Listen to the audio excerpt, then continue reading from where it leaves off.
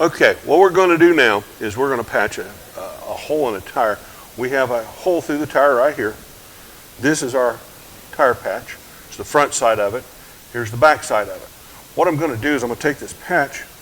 Some people, like myself, have issues trying to hang on to them and try to keep them clean. So what I've done is I've taken the back of the patch and I've opened it up, and I've done this with it so I can grab a hold of it and not get a hold of the sticky part. Now what I'm going to do is I'm going to pick this thing up. I'm going to go ahead and buff the tire so we can get a good surface for it to stick.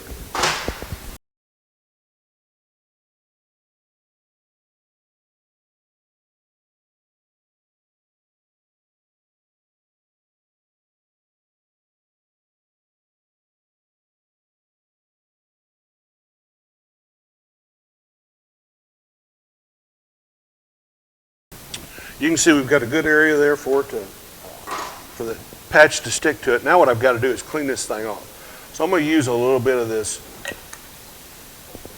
rubber cleaner here. We're going to put that on there. What it's going to do is get a lot of the stuff off there.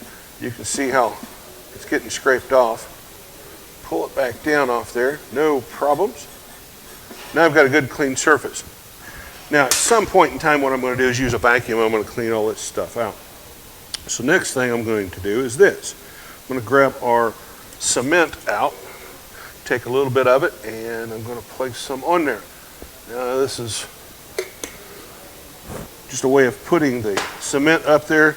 It's not a precise measurement of stuff, but right now what we have to do is let it dry a little bit. It will turn opaque in color, and you can kind of see some of that right along in there. As this stuff is drying out, I'm getting ready to take my stitcher tool, which I have here, and all we're going to do is stitch the patch on the tire. We do that to get the air out of it. I'm going to go ahead and put the patch on there right now, kind of get going a little bit. What I like to do is stitch in two different directions.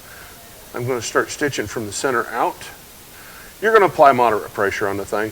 I've seen a lot of people even put a lot of pressure on them. All they're trying to do is remove the air bubbles and get good contact between the patch and the actual tire itself.